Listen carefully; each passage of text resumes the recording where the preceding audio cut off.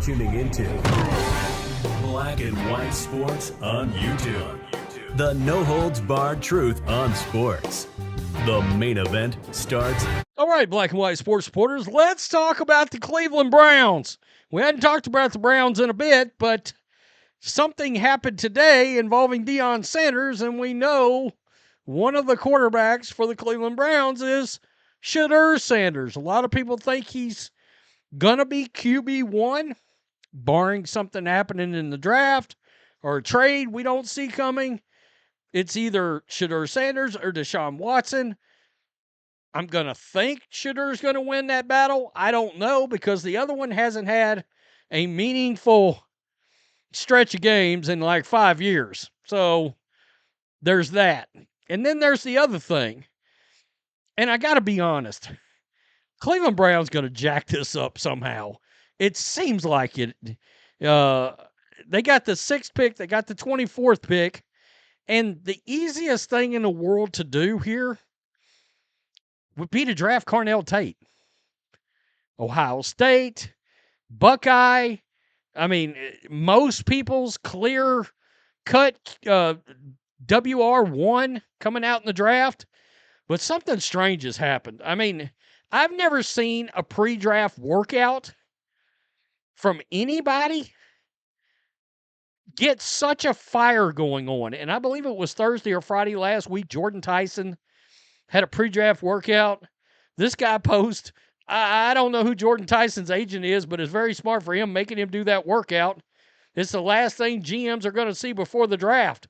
Well, it's pretty wild. Here's a little footage from that, by the way, from Jordan Schultz on ESPN Cleveland right here. Yeah, no doubt. Kid's kind of a freaky athlete. He is kind of a freaky athlete.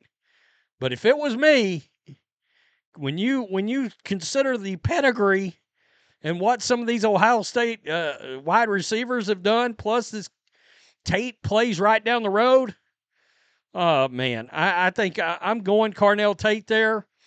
I'm going to be real. I don't love any of the linemen enough. I don't, to take it 6. I don't even think, now it's come out that Maui Noah's got a herniated disc.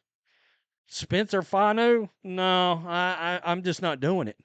Now, a Caleb Lamo at 24, I could see. Monroe Freeland at 24, I could see. You know, there's a lot of fire about the Browns trading the pick. Well, how about this? A little fuel on the fire. Deion Sanders today tweeting out, Jordyn Tyson is different. Uh-oh. Here we go. Here we go. I mean, seriously. We're sending the shot out right here on behalf of Shedeur. I mean, that tells you right there, and you know good and well that Deion and Shedeur are talking, and they've talked about wide receivers, and here we are. Deion. Connor Rogers, who's a pretty good draft guy, NFL Draft Exchange, is that the name of the channel? He's also on with Chris Sims. Chris Sims Unbuttoned, and he's a draft guy. And he talks about which one he might take. It's interesting how the narratives go, right? And once again, not to make this, and I'm glad, you're in the same party as me, it sounds like, you guys, in terms of valuing the talent of Tyson. Carnell Tate was banged up this year too, and it gets lost in the shuffle that Jordyn Tyson is over 6'2". He's over 200 pounds. So that body type, you would hope, from a contact standpoint, will do well at the next level. And what you have to figure out, because he's far away from the torn ACL and a collarbone surgery at the end of 2024. That's football, man. Guys break their collarbone. It just happens. What you really have to hone in on if you're a team is what's going on with the soft tissue injury that hampered him at times this year, although he was still highly productive, and then either reoccurred or lingered into this draft process, right? Because it sounds like he came into the draft process training and everything, and maybe just popped back up, and then he doesn't work out at the combine. And once again, he only does routes a week before the draft, and I heard he looked like he was full health and good to go. I remember this years ago with Marshawn Lattimore. There was just constant questions with evaluators saying, God, he is such a good player. What's causing the soft tissue injuries? Do we have a sports science plan at the next level that can get to the bottom of this? What is it? Is it just bad luck, or is there actually something leading to this that we can hone in on? And if you can get those answers from your teams, and Marshawn Lattimore, I know his legs really gave out on him at the end of his career here, but there was a long stretch of time where you could argue he was the best or one of the three best corners in football and ended up being a great pick at the end of the day. So there's obvious risk to it, but there's a sports science explanation that will tell you should or shouldn't do this.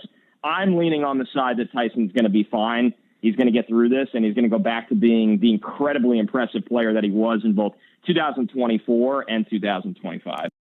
Okay. So Connor Rogers talking about, hey, maybe the Browns ought to take a look at Jordyn Tyson. Pat McAfee had a doctor on today talking about Jordyn Tyson. Jordyn Tyson is fine medically.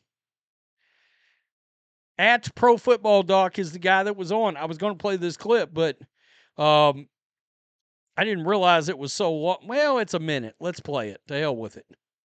What I'm saying here is medical isn't going to determine where he's drafted. I think he's fine medically. His talent will determine where he's drafted.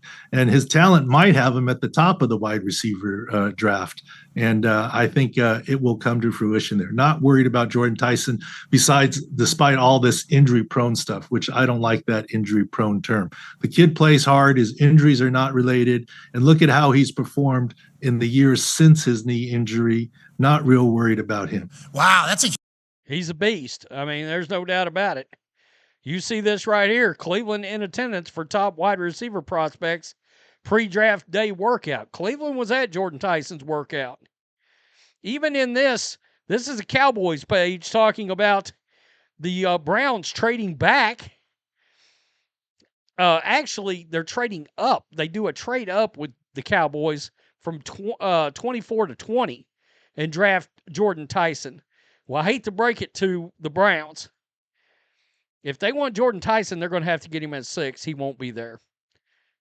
He won't be there because it is everywhere right now, everywhere, that Jordyn Tyson does not get past the Giants at 10. The Giants love him, and if he's on the board, they're going to take him. So if the Browns want Jordyn Tyson, they're going to have to get him at 6. This is NFLDraftBuzz.com. Mekhi Lemon ranked 1st. Carnell Tate 2. Jordyn Tyson 3. McShay's big board. Carnell Tate 1. Mekhi Lemon 2. Jordyn Tyson. What's amazing is everybody forgetting about Mekhi Lemon because that guy is a beast out of USC. I mean, a beast. McShay's got him tied right here at 90 with a 92 grade. Some other position between 14 and 16's also got a 92. But that is the big board. What's going to happen here? And now you got Deion weighing in on it. So somewhere in the conversation,